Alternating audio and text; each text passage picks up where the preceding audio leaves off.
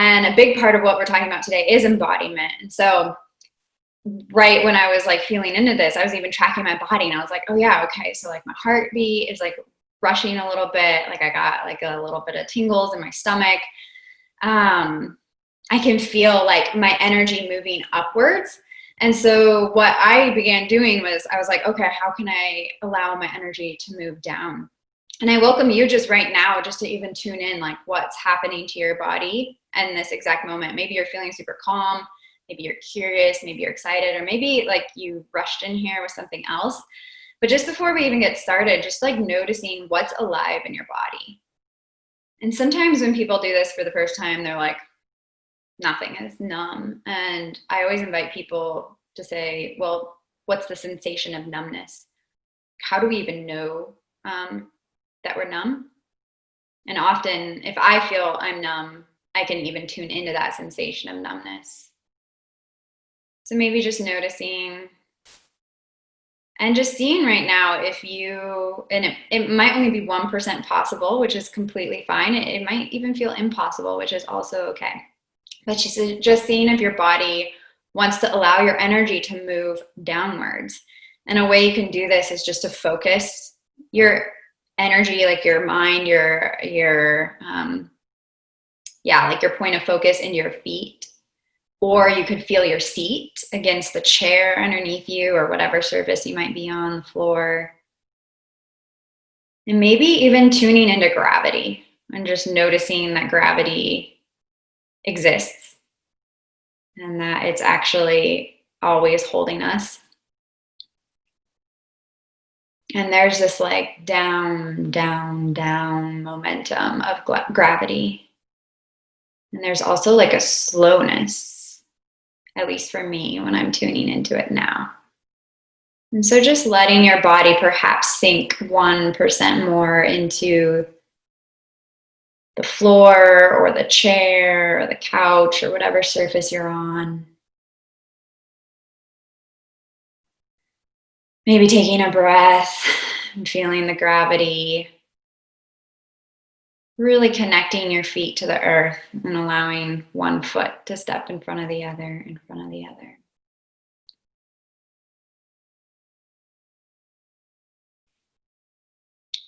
And knowing at any time during this whole workshop, during this session, you can tune into your belly, your pelvis, or your feet, your legs, and allow that energy to keep moving down. Connecting yourself to the chair, you can always tune in and feel the surface of the chair underneath you, connecting to your body. You can take a breath if you want to. That feels good to you. So I already feel a lot more regulated.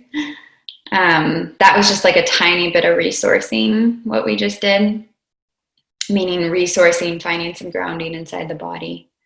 So the work that I do in the world is at the intersections of spirituality and social justice and trauma healing, meaning that a lot of my offerings are trauma informed and they're justice informed and they're mysticism informed, which is actually not as common as you would think. So a lot of trauma healing, like a lot of I do somatic work. So meaning rather than like cognitive behavioral therapy where like you talk a lot, it's a lot more of finding sensation and felt sense experience that's stored in the body and releasing the energy from the body. So a lot of trauma work in the world doesn't really focus on social justice. It doesn't really focus about like, for example, like the color of the body that I'm in, like I am a white woman. And the fact that I'm a white woman influences my trauma experience in the ways that I hold myself and the energy patterns in my body. And also a lot of trauma healing can be very devoid of spirituality, which to me, I actually believe that the trauma healing path is an extremely mystical path.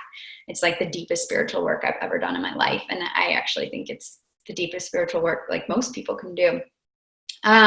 Social justice, on the other hand, not always, but in a lot of spaces, kind of miss like the mysticism aspect or the spirituality aspect, or maybe it's tied to spirituality, but perhaps it's not like interwoven as deeply into it. And perhaps you can see that at Lama Foundation.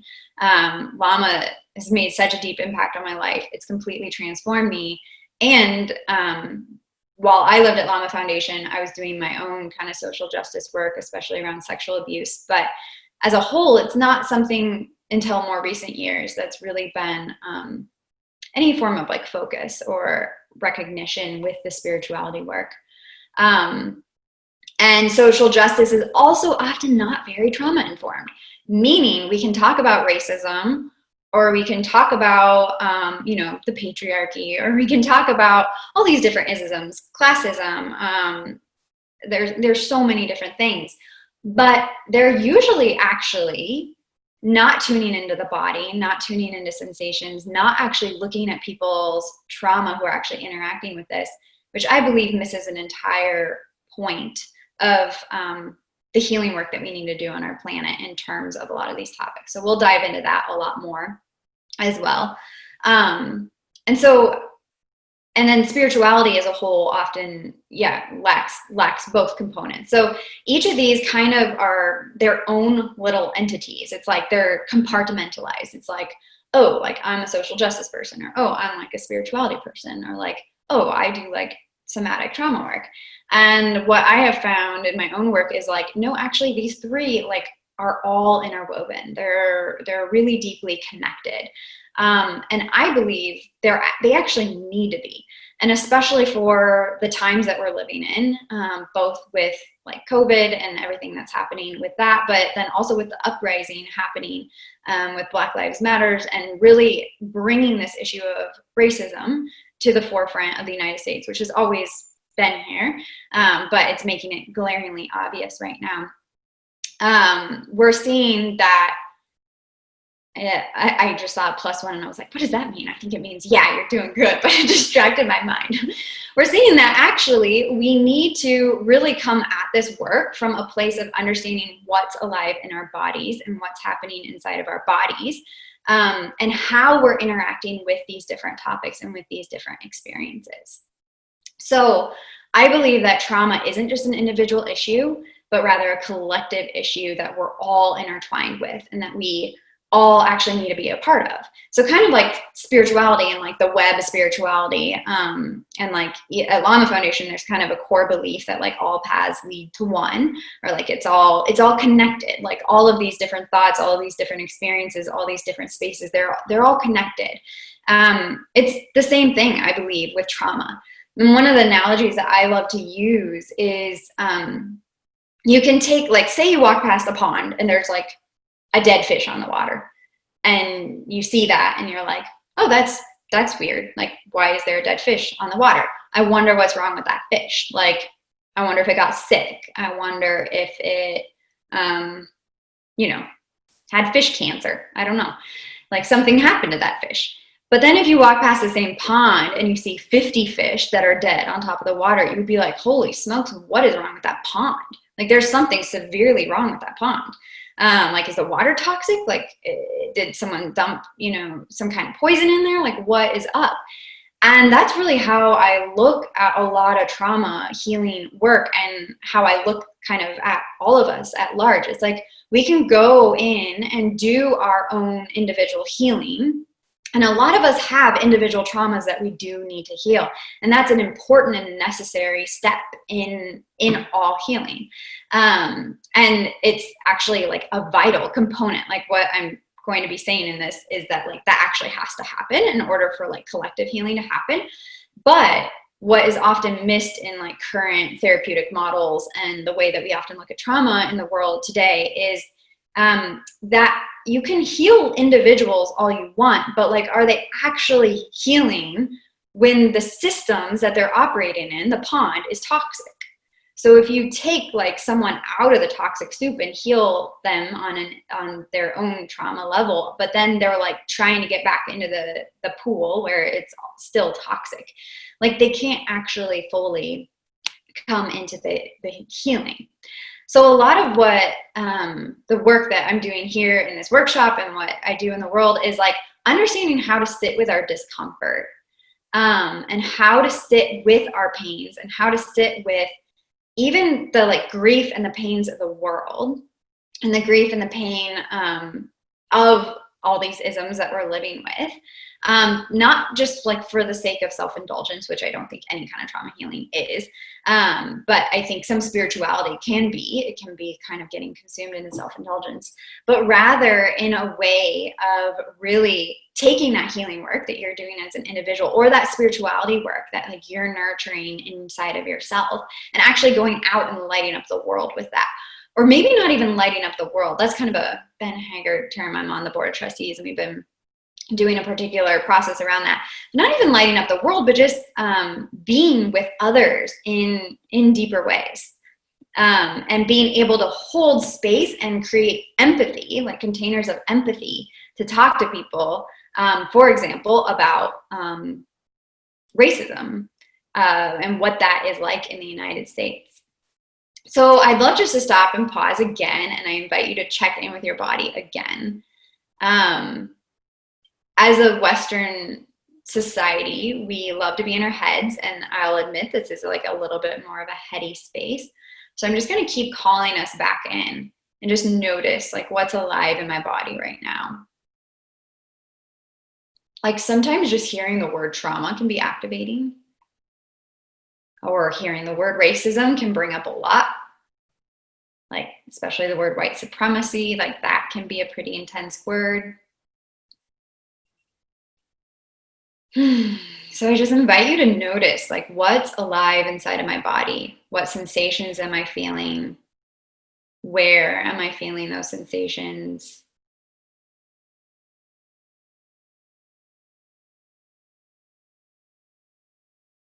Maybe just noticing, is it easy for me to drop into my body right now? Or is there a lot of resistance? Like, does my body like not really want me to access it? Maybe notice what's being stimulated.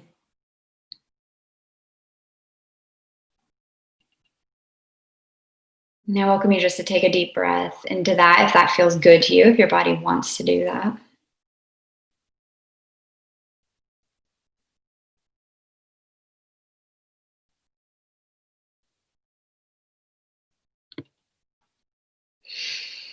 And just taking a deep breath and exhaling it out if you want to.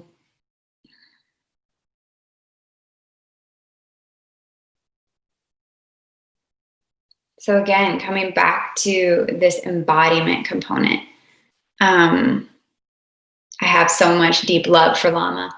And one of the things I'm often like harping on about, or I'm like the annoying person who's always like, let's do an embodiment exercise. Because I believe that somatics is so important to both our spiritual paths and, as I'm saying, the trauma healing path. And that's because every kind of experience that we've had, whether it's emotional or physical or anything that is like kind of a stressor to our body, all through our childhood, even as babies, sometimes even in the womb. I've worked with a lot of people who have womb trauma. It actually gets stored in the body. So there's a literal place in the body where it kind of gets, this is the non-scientific way of thinking about it, but it kind of just like gets like pushed in there, and there's like this little like little storing that happens. And if someone isn't allowed to release that charge, it just stays there. And then as life goes on, anytime one has another experience that happens that would trigger that same sensation. So say someone had emotional neglect as a child, and then, later in life, they're in a partnership and the same kind of patterning of like emotional neglect happens. Well, then that gets activated, and that felt sense experience in the body gets activated, and that's when we become triggered.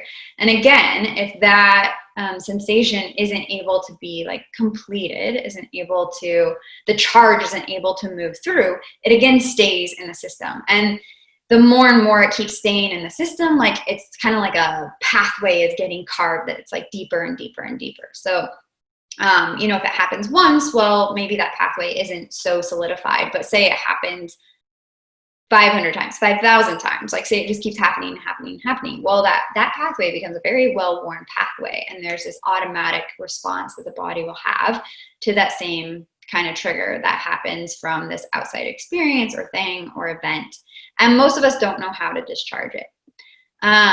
So looking at animals, it was found that a lot of animals know how to discharge the stress from their body. So say a gazelle is getting chased by a lion, and maybe it fakes dead and then actually gets away. So it goes into the freeze response. It fakes dead. It's like under this huge stress of being chased by this lion, goes into a freeze response, fakes dead. The lion like stops and drinks water. I don't know if this is actually like a possible plausible thing, but let's go with it. Stops and drinks water. That gazelle like escapes, runs away. It actually gets away from the lion. It was seen like that the gazelle would actually shake its body, and it would like shift out the charge that was stored inside the body. It would move the charge. So humans can do similar exercises, similar processes, similar things to move the trauma if in a titrated way throughout our body, to actually discharge this. But none of us are taught this. In fact, most of us go into freeze and stay in freeze, or we go into a fight response every time that happens, you know, where we're eager to like lash out, or we're eager to blame, or maybe actually physically like assault someone. Or maybe we go into a flight response where every time we're activated in a particular scenario, like we just want to get the hell out of there. Like we want to escape, like maybe a relational dynamic where we're just like, that's it. Like I cannot be in relationships. Like I'm just incapable of doing this. That's kind of a big example, but a flight might also be, kind of just like a leaving of a situation, leaving of a group, or leaving of a conversation. So if we're looking at this kind of perspective, and maybe you can track that in your own self. Let me slow down a little bit. Like what if maybe just like, no, okay, like where in my life can I note that I kind of do those different things? Like maybe I freeze, or maybe I flight, or maybe I fight. Freeze and flight can also, disassociation can also be freeze and flight, like places where like I just kind of leave my body, like I sort of just exit, like I am not even consciously aware, consciously here.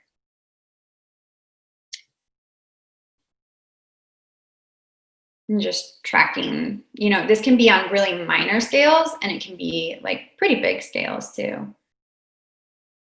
And you can probably track that like different experiences happen with different people. So maybe with your family, like with my immediate family, I'm like way more quick to fight. Like I'm way more quick to be like sassy, or like state a really like strong opinion, and whereas in like a different kind of setting, that's not really my go-to place. Probably more freeze would be my go-to place. Or flight, just like exiting. So also noticing like, oh, different things show up in different places.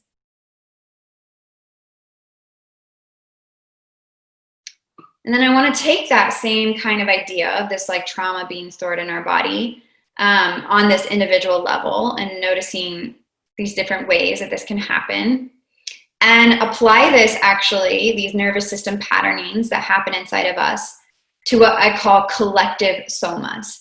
And so I want to say these like words and ideas don't come from me. I'm not the originator of this at all. There's a couple different people who I've worked with that I just want to like name really quick. Like Resmaa Menakem is one. He wrote My Grandmother's Hands, which I highly recommend. I'll say more about that at the end. The Kellys of Energetic Justice are some people who have been mentors to me. Tata Hozumi actually came up with the idea of, well, I don't know if he came up with the idea, but he's the one I learned the idea from, of cultural somas.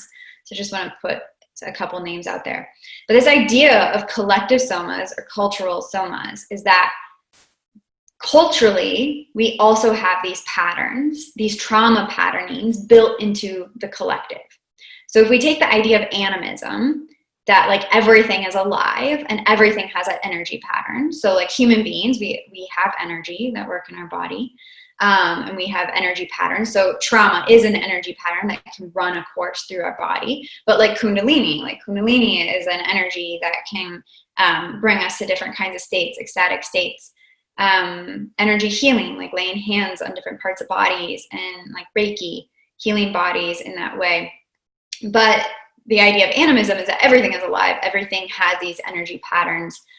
Nature, the trees, animals, like everything is working, and it's all working together and interrelated. And most of us from Mama Foundation already, probably have some sense of that. Like that is a deep, I'd say, embodied learning that I received on a spiritual level, just living at Mama Foundation, was just this deep, deep connection to the world around me in nature, and really feeling the interconnected web of this.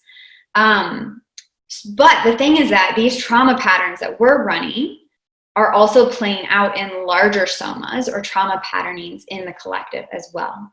So if we begin to look at systems as bodies, we can see that there are particular patterns that run through it. So for example, there's a cultural soma of white supremacy and what that means. There's a cultural soma pattern around racism and how that plays out. There's different cultural patterns around sexism, around genders, around anything you could think of, like classism. There's all these different patternings that run through a cultural web. And there's these energy bodies that are happening, and there's places where they're blocked, where they're kinked in the system, where there's not an allowance to be able to come out or be expressed out. And this is why I believe individual healing can't just be enough, that actually when we're healing our own individual bodies, we also need to start understanding these systems and understanding these kinks inside the path, inside the kinks inside the path of the culture at large, and start to cognitively understand where the collective body, the cultural soma, is actually impacting and influencing our own actions in the world, or our own ways of being in the world. So I'm going to explain this. Let me see here.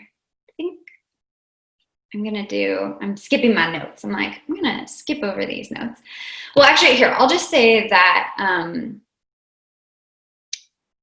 how we show up in the world, in our bodies, actually really matters. And how we show up, especially when we're in conversation with people about tense topics like, say, racism, really, really matters. And as white people, I think probably, I don't want to make an assumption here. And so I'm not saying everyone on this call is white, but when I did a scan, it seems like a lot of us probably identify as being in a white body. And actually how we show up in white bodies really matters. And the way that the cultural soma that we've taken on as white bodies also really matters. And so we can't really do embodiment unless we acknowledge the ways that we use our bodies that we're in, and how these bodies have actually been racialized and politicized and traumatized.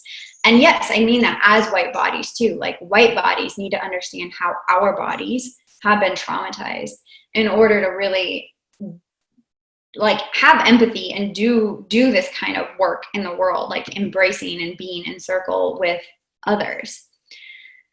So one of the things I want to just say before I keep going is that what I'm talking about here is lifetime work. It's long haul work. There's no way we can cover this in an hour-long workshop. And this is also generations and thousands of years of oppression and trauma and things that we're talking about. I mean, this is in the air that we breathe and the soil that we grow our food. It's in everything. And so I just really want to acknowledge that this 1 hour workshop isn't going to cover it all. It's not going to help us. Well, it might help us figure it out, but it's definitely not going to it's going to be 1% of the whole picture. And I also just want to state that this work happens imperfectly. So before we even keep going, one of the things that happens often when we start talking about this stuff is that we can go into shame really quickly, or go into shame spirals. Talking even about trauma can bring a lot of stuff up. It can create a lot of judgments, both towards ourselves, but also towards others. It can create a lot of opinions, right off the bat. It's really easy to start polarizing things, or polarizing against things that I'm saying, which I totally welcome dissonance. I always want dissent and people to explore what's there for them. But just recognizing that this kind of work brings up all sorts of things, and that's actually important. It's important that we give space for this work to be imperfect, and that it happens imperfectly, and that we're going to make lots of mistakes, and that we're going to like not know what's going on, and we're going to talk about things and mess up constantly all the time. And the idea of trauma healing isn't to fix ourselves.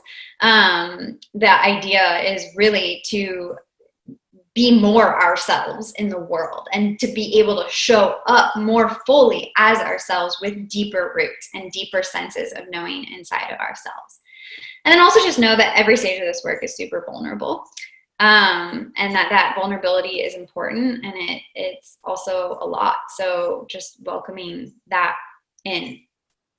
So one of the things I want to talk about in terms of like how our own individual trauma also fits into this like cultural soma, or like cultural idea of trauma, is something called the window of tolerance, or the window of presence.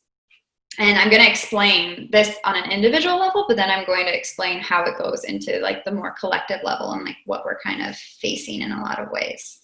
So I'm going to draw a funny little graph. So some people call this the window of presence. Some people call this the window of tolerance. There's like these two lines. This is the window of presence. Up here on top is a hyper response. And down here on bottom is a hypo response. This is a very unsophisticated graph. Please don't judge. So if we're talking an individual person, like I'll use myself as an example. This, I'm going to draw my nervous system. So, you know, maybe I'm like, wake up and I'm actually pretty chill. Then something happens and I shoot up here, and then something happens, I go down here, and okay. So that's an example of something that a nervous system could do. When I'm in my window of presence, and those of you who meditate, who, you know, come maybe from like a Buddhist background or any kind of meditation background, that's kind of like, I'd say kind of the like, I don't know if there's a goal with meditation. That's probably not the way you're supposed to say it, but that's like the place of presence, the place of awareness, where you can be just like in a place of presence, almost like when you can see outside of yourself and you can notice like what's happening and not be reacting to it, not moving away from it. The window of presence is like when your nervous system's pretty calm, it's in a pretty steady state. It feels stabilized. Maybe you feel soothed. You just feel, the word is regulated. You feel like you have a regulated nervous system. Like you can kind of take on the world. Like you can show up. You can really like be in your integrated self. There are many of us who almost never live in that state. It's pretty common actually, especially depending on how much trauma we've had throughout our life. If something shoots us out, say something happens to us to disrupt our natural window of presence, and maybe we get shot up into a hyper response, meaning the fight response that I mentioned before, or the flight response. Or this can also show up as something called hypersocialization. So that could be like people pleasing, or constantly like making sure like the whole room is okay before you even check in on yourself and make sure that you're okay. It can also show up as fawning, so meaning like being really catering to others. And then maybe something happens to us up there and we shoot way down here into, not way down here, but down here, into a hypo response. So hypo is more the freeze. That's a place of numbness. It could be a place of disassociation. It could be a place of like chronic illness. It could be a place of like just slow. Like, so this kind of energy has a very quick momentum. Hyper has a very quick momentum, like a rush, like you feel the energy moving. There's quickness. And hypo has like a slowing down energy, where it's like, it's harder to move. It's harder to do things. It's harder to get out of bed. So when we get triggered, navigating our own window of tolerance, when we get triggered, is like a big part of this work. So something happens to me. Oh, I notice like, wow, I'm getting into a hyper response. Like I'm moving really fast. I want to run away. I want to fight. I want to like, something is happening. Or like when we're in the hypo response, oh wow, like I'm in a hypo response right now. And depending on different areas of our life, we might be operating in different places. So maybe you operate in a hyper response in terms of work. Like maybe you're kind of a workaholic and like you're constantly going and like your schedule's always full and you're like, go, go, go, go, go. But then maybe you have like a chronic illness that shows up, especially when you're like getting super activated or super working. And so then you're falling into the hypo around that area. So also just want to say these show up in different ways throughout our own lives. And as you regulate so really like the window of tolerance is like regulating your own energy. And it's like there's an optimal space for the arousal of your energy to be in. And the way the world operates, our Western society, especially the way that we've been colonized and the way that we have made like economics a focus in this culture and society, means that actually we're constantly being thrown out of our window of tolerance. Like the way that our like Western society, in my opinion, has been operating, it actually doesn't really provide a lot of space or room for us to hang out here. And so it's constantly throwing us up here and down here. And so then when we're talking about this kind of application to collective somas or cultural somas, we can see that the same patterning actually happens as a collective. So when it comes to, for example, racism, which, has a lot of, 90% roots in the United States around slavery 400 years ago, and the trauma of that lives, yes, absolutely, undeniably in Black people's bodies, but also in white people's bodies. There's something called PTMS, post-traumatic master syndrome. There's post-traumatic slaves disorder, PTSD. There's been books written about that, but there's also books that have been written about very recently about post-traumatic master syndrome. So like the trauma of white people. When it comes to racism, I'd say like very, very, very few people can actually like hang out in the window of presence. As a culture, as a society, most white people are actually stuck in a hypoarousal. And that's a big cultural soma that happens. And I would say that's like a cultural soma kind of Lama Foundation. I might be a little bold saying that, but like there's this freeze almost around it. Well, how can we even do anything about it? Like that's freaking enormous. Like this is such a huge thing. Like this is a really painful thing. This is a really grief thing. Like, oh, like it's like a literal freeze. Like, how can I even do anything? Like, I'm just one person. It's like a shutting down of the body, a slowing down, a like wanting to retract and to move back. Or you can see people in a hyper response, which I'd say actually a lot of like activist circles or activist people can actually be in a more hyper aroused place where they're in a really activated space. And it's like an increased energy can like they're out there like organizing, protesting, like, fighting the system, like doing really amazing good things, but simultaneously not taking care of themselves at all, not recognizing like what's happening inside their bodies, getting sick, not able to like fully stay integrated inside of themselves. So they're completely consumed in a more hyper arousal place. And not being able to stay present to like feelings or sensations or thoughts, and therefore getting like very whipped into whatever is happening. So taking like kind of this lens point and placing it onto being able to do this work in the world, we can actually begin to recognize that, oh, maybe I can actually show up in a different way. And the way in trauma, like individual trauma healing, that we do that is we start to increase our capacity for the window of tolerance. So we start to figure out ways to help us stay in that window of presence. So then when we're applying this to the collective levels, it's like, okay, how as a society, how as a culture can we begin to help us stay more in that window of presence? How can we help us be able to access our feelings and our emotions and our sensations and stay in that place instead of getting hijacked up or down?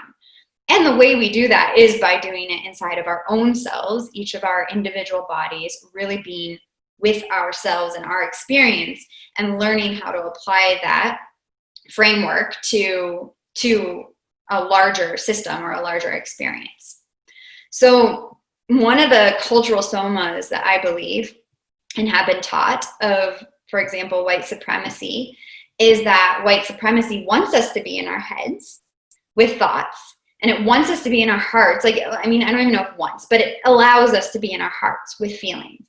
But it really hasn't brought us down to our gut.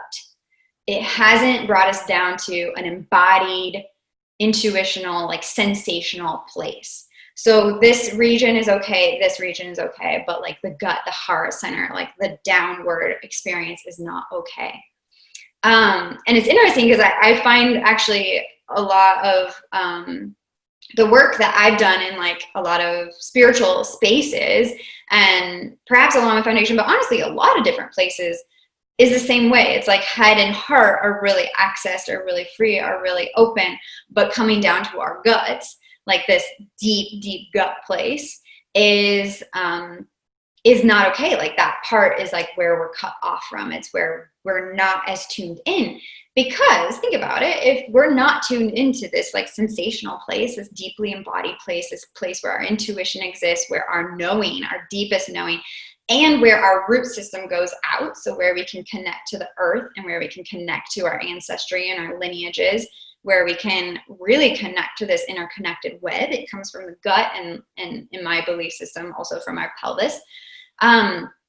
We're really easy to control. Like if you cut a whole people off, a whole population off from that part of their body, it's really easy to like, control, to not have to,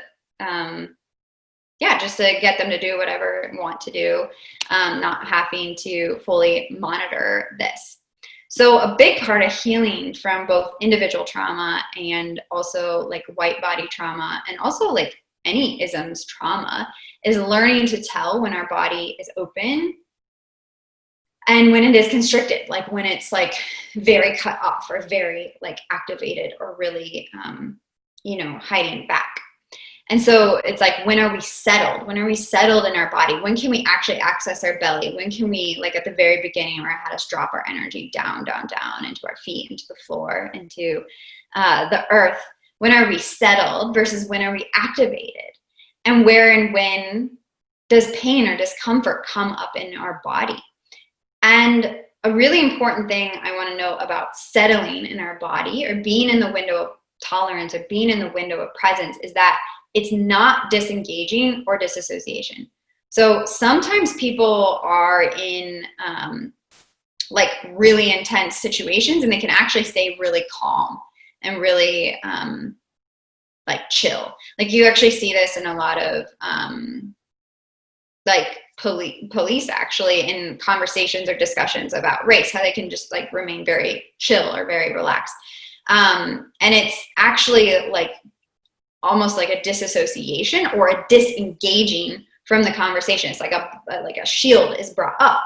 And I do this. I definitely do this. Like, especially like relationally, when I'm in a conflict and something is super activating to my system, I can almost put a shield up and I can like pretend that I'm in my window of tolerance or my window of presence. But actually I'm not. I'm disassociated or disengaged from like the conversation.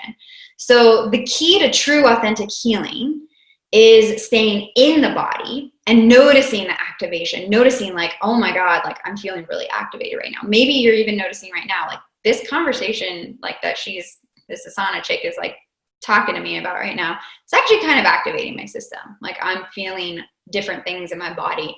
I'm feeling different uncomfortable feelings. And staying with the body, discerning what to do next, and then settling and mobilizing the body based on the situation.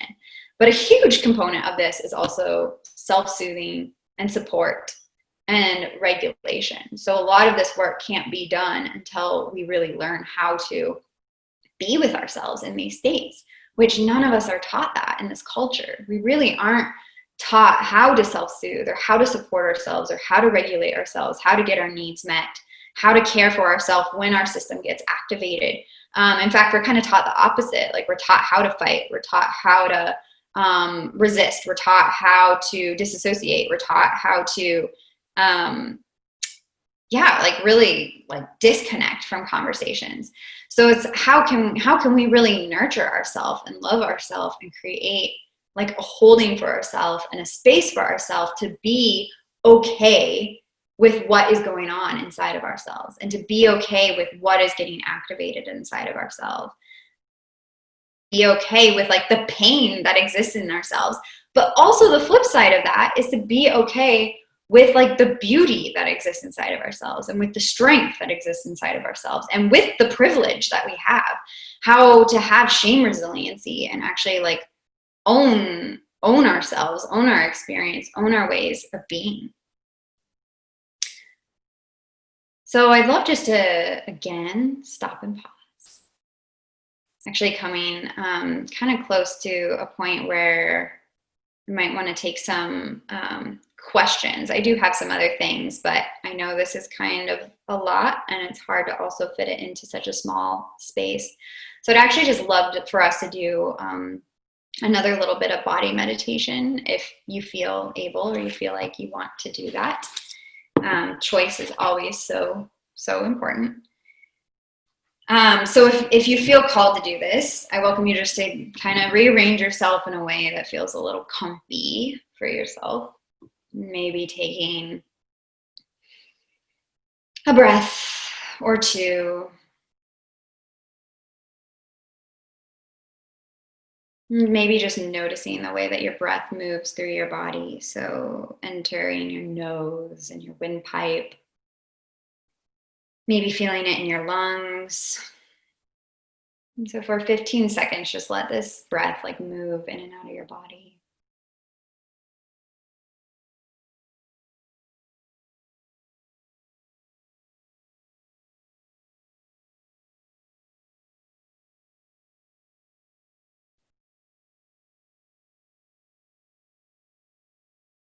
And then you can again move your attention down to the bottom of your feet.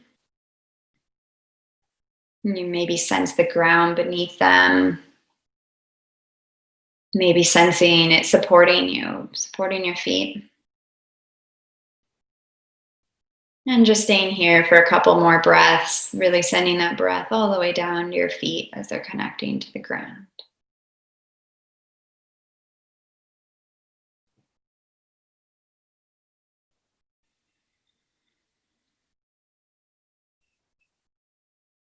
And then maybe moving your sensation to your back or to your seat bones, and noticing them lightly pressing against the chair you're on, or whatever surface you might be sitting on, laying on, whatever position you're in.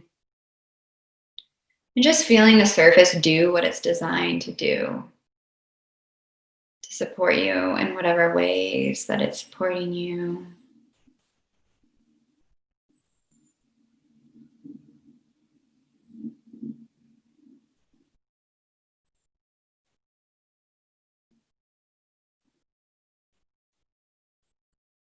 And now just think of like a pet or a person or maybe a place, nature, or an element of nature that makes you feel safe and makes you feel secure. Or if safe and secure feel too far off, it could just be neutral. Makes you feel neutral.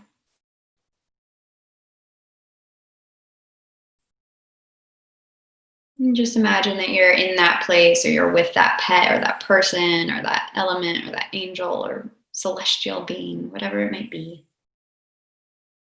And just let yourself sink into that experience of safety or security or neutrality for a little bit.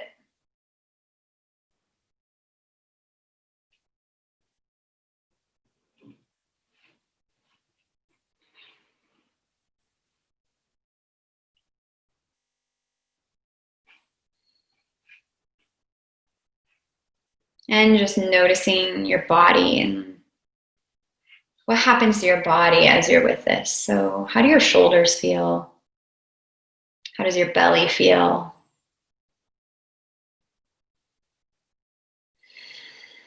How does your body feel as you tune into the safety of this thing or this space or this energy? Maybe noticing your jaw, your neck, any major joints in your body, your back, maybe noticing your toes. You have full permission to move your body, to open your eyes, or to do whatever you need to do during this. Just so you know, there's no right way to do this. Do it anyway.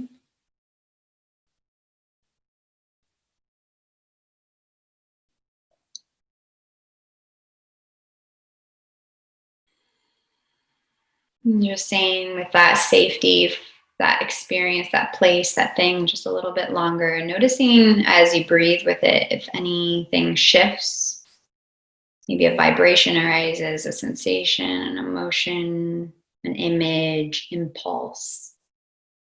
Might not either, but just noticing.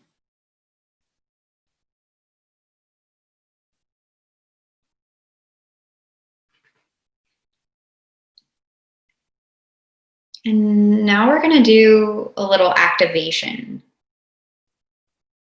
So imagine that safe spot, it's there, it's still an accessible place.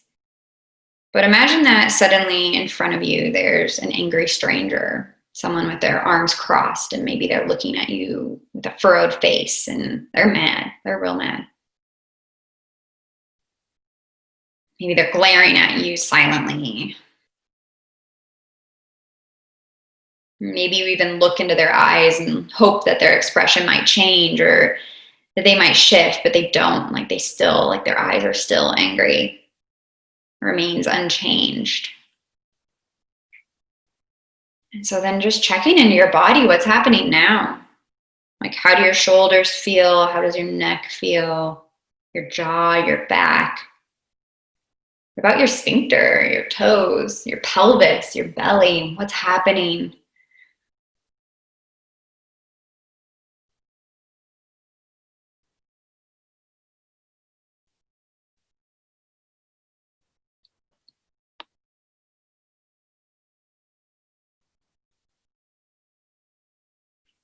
And just gently feeling into maybe not all the places where your body feels a sense of constriction, but maybe in like the strongest place or the strongest 2 or 3 places where your body feels constriction. Just letting yourself acknowledge and rest in those spaces for a little bit. You can let your attention rest briefly in each different area if there's a lot of different areas coming up.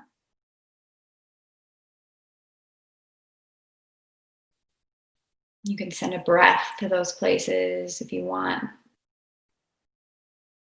You're not necessarily trying to change them though. You're just focusing your awareness and noticing. Noticing where your body wants to constrict, wants to tighten up.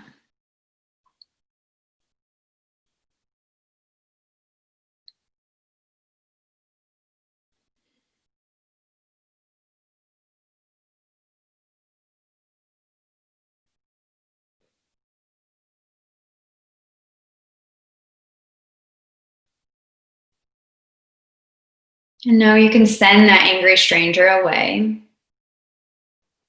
and let your body go back to that safe place or that safe thing, that safe pet or person, energy, celestial being, whatever it might be.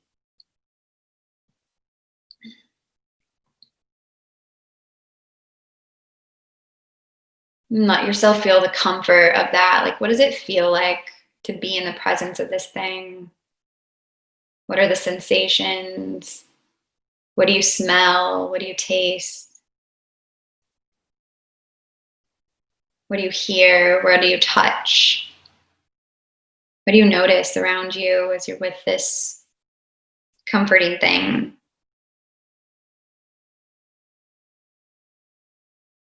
Just seeing if your body can relax a little bit in the presence of this.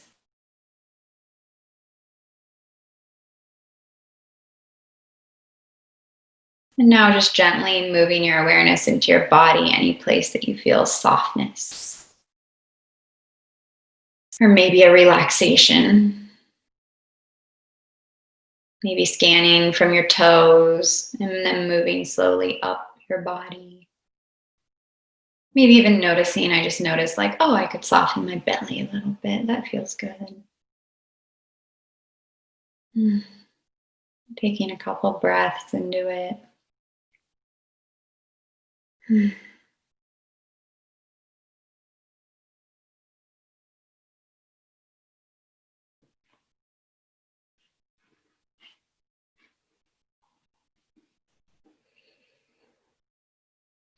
And noticing just where in that little graph of like window of presence, window of tolerance, and the hyperarousal or the hypoarousal, just noticing maybe where your body might be kind of sitting.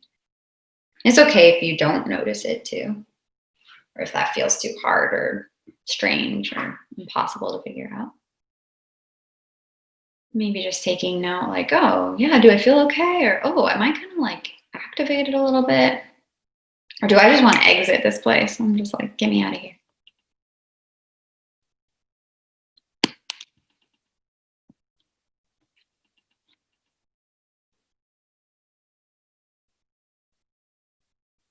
And then when you feel ready to, if your eyes are closed, you can slowly bring yourself back to the presence of the space that you're in. Maybe looking around your space, just noticing what feels good in that space, noticing the colors, noticing maybe the scents, the way it smells.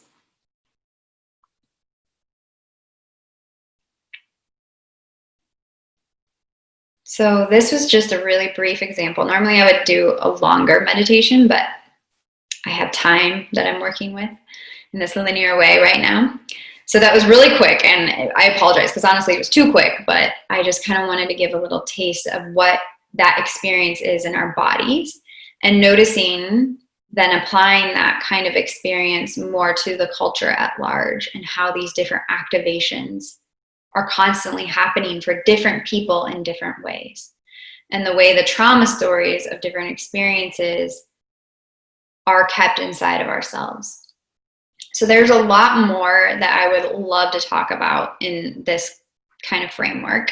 The kind of main ideas, like I really hope to like have as takeaways is just that there's a way in which our trauma, our personal healing, our personal spirituality, and our personal activism actually interacts with the world at large and the different energy movements of the world.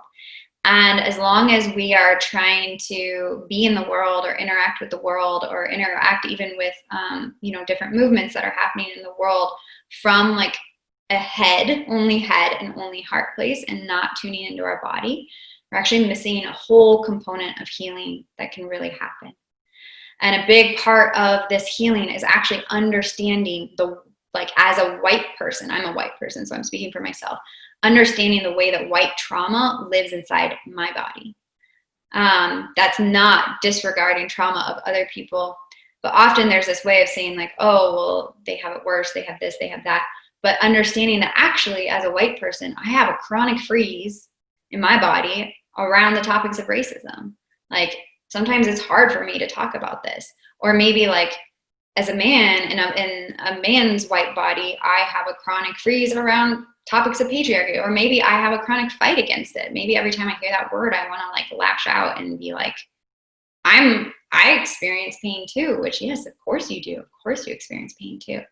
So just recognizing that there's these ways in which our trauma patterns in our own individual body are actually playing out the systems in the collective at large and perpetuating those systems. And that in my kind of like philosophy and the work that I do in the world and what I believe in is that a big part of our spirituality work and, mysticism, which is a big passion of mine, and pleasure work. I actually do a lot of sexuality work, which, I left that whole component out of here. But a lot of this work is actually, in essence, to tune us into these collective systems so we can actually have right relationship with everything around us. So we can actually have right relationship with each other. We can have right relationship with others in this world, others that are different from ourselves, and that we're not just coming at our healing or from our, or coming to our spirituality or coming to, our like spiritual paths or our healing from this individual place, but we're actually seeing like, oh, my individual path is vital and necessary for the path of the whole, and it's needed for the whole, and like I can't just keep doing this healing in a siphon. My healing is actually necessary to then do collective healing at large. So I would love to open it up for some questions. I would prefer if people ask questions in the chat box, not because I don't love to hear everyone's voices, I do, but I'm concerned kind of about time. And then if there aren't actually a lot of questions, or there's not a lot there, then we could open it up more to, I think, like a verbal thing. But I just think it'll be a little bit easier to do it that way.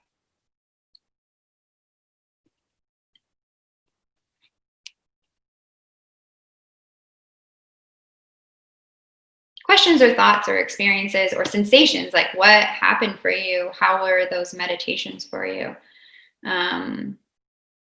What happened in your body?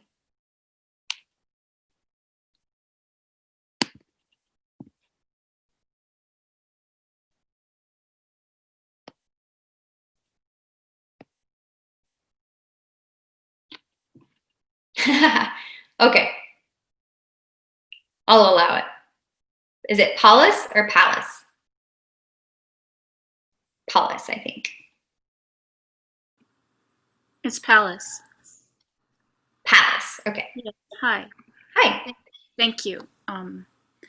I'll keep it brief because I know you don't have a lot of time, but it's just faster than trying to, I'm not a quick typist. It's a deep question, so it might be too much for the scope of the time left, but just in the context of racism and everything that's coming up now, and you talk about identity, how you identify. I identify as a white woman. My late parents were left-wing, hardcore, card-carrying political activists. We had Friends of the Black Panthers meetings in our living room. I met Huey Newton and Angela Davis as a child, and Pete Seeger and Joan Baez and all of these people. So that's how I grew up. You know, I was dragged around to peace marches. And the majority of my ancestors were wiped out in the Holocaust. So this is for me to explain this to people in the context of conversation. I'm white, but with that background, I don't fit in that box. I think there's also a lot of white people guilt. I lived in Europe for many years. I have friends in Germany. We talk about that. There's a big wound there, and they carry this. I think it's a very deep question. I love that you opened up. I don't even know that I have a clear question here for you, but I just felt like sharing. Mm-hmm. And it especially what's going on in America now, it's such I don't know if we're in the thick of it yet, or there's so much up and there's so much healing that needs to happen. I don't even know where to start, you know? Totally. Thank you, Palace. Really appreciate you naming that. And yeah, that's kind of like this conversation, like to do this in an hour is a joke, like to even begin talking about this. I just really want to like give a lot of gratitude for you bringing up your place and your experience. And I really actually feel so much resonance in what you just named is like exactly the whole thing. Like we each have our own trauma stories or our own like collective cultural pain. So one of your collective stories is the Holocaust and your people being wiped out by the Holocaust, and understanding that story that you carry in your body, and then how that story interacts with with the world today and with the people today, and with what we're seeing in the United States with racism and the ways that that's happening. So a big part, I didn't say this at the beginning, but a lot of the work I do is in white caucus spaces, meaning like just working with people who identify themselves as white. And a lot of that work is actually understanding our personal generational trauma stories. So understanding the ways that our people were colonized, understanding the ways that we were torn from our indigenous roots, understanding the ways that we were oppressed, and then understanding the ways that that perpetuates the systems of oppression that we're living in today. Because the reality is so many people in the United States, especially those who do consider themselves white, they're so disconnected. Like, we don't know our lineages. We don't know those stories. You do, like, you have a very felt sense experience of your people's stories, but a lot of people here don't. Like, they don't even know. And that disconnection, I believe, is part of what continues this perpetuation of trauma at large. So I feel like what you named is actually really vital and important. Thank you for that. It was really helpful. Michelle says it was really helpful to track my body experience encountering the angry person. Yeah, I find that it's helpful for me to like start doing that in an imagined way, because when we're in person, it's a lot harder to track. But in an imagined way, we can begin tracking it. Peyton says, hello, everyone in Asana. Thank you, Asana. I have a question about future work to follow you by to keep learning how to be with this work and you bringing up. Absolutely. I'll answer that right at the end. Thank you, Peyton, for asking that. Want to check these. Ashley is asking, can you explain more about how we are not allowed to be in the gut space? Okay. Well, it's not a matter of not being allowed to be. Like, technically, we're all allowed to be. It's in our body. But what I meant by that is that the way we've been cultured and the way we've been colonized and the way that we've been torn from our roots, like from our generational roots, from our spiritual roots, from our connection to the land, actually keeps us disconnected from that gut space. So for example, in schooling, traditional schooling, at least in the United States, that's what I grew up in, like, we're not taught to tune into our gut space. Like, what are we taught? We're taught to do like 2 times 2 equals 4. We're taught to live in our mental space. We have to ask permission to go to the bathroom. Like, we're not even allowed to like sense our natural impulse to pee and just like take care of that basic need. It's like we have to raise our hand and be like, teacher, can I go to the bathroom? Like, that in of itself is a massive disconnection from our own gut space. We're taught to follow. We're not really taught to think for ourselves. We're not taught to dissent. We're not taught to question authority.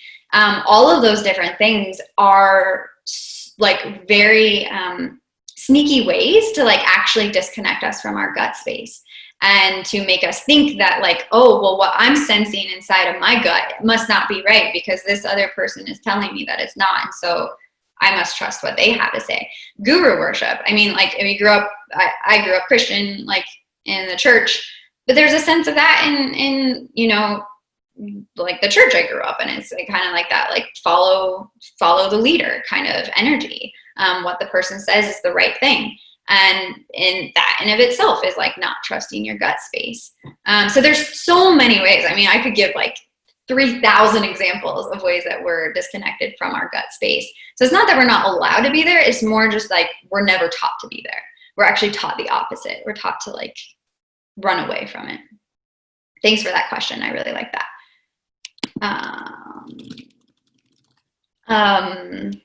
Let me see. So Eleanor gave some experiences of her. Can I speak to you one-on-one? Yeah, you could speak to me, Eleanor. I hear that you got a lot of sensations inside of your body, and I'm really glad that you went to God to help you and to be with you in that experience. And it sounds like you had a lot of intensity in your body come up, which is definitely what can happen. And it's harder to do work with a group like this, but if like working one-on-one with a trauma client, like there's an important thing called titration where like we wouldn't let you feel too much sensation because there can be too much sensation. So I hear that maybe you experienced a lot and didn't fully know what to do with it. And I'm glad that you went into like God's space as a resource. And I'll give my email. So I'll go back to Peyton's question. In terms of follow-up work, I have kind of like 3 different things. One is I really recommend this book, My Grandmother's Hands by Resmaa Menakem. If you want to do some reading on somatics and how it applies to the culture at large. This is like a super accessible book. That's one thing you can do. Another thing that's pretty easy is a course called In Your Body. It's $33. It's an email course over 12 days. It's by these 2 young women who both of their names are Kelly, the Kellys, and they run a program called Energetic Justice.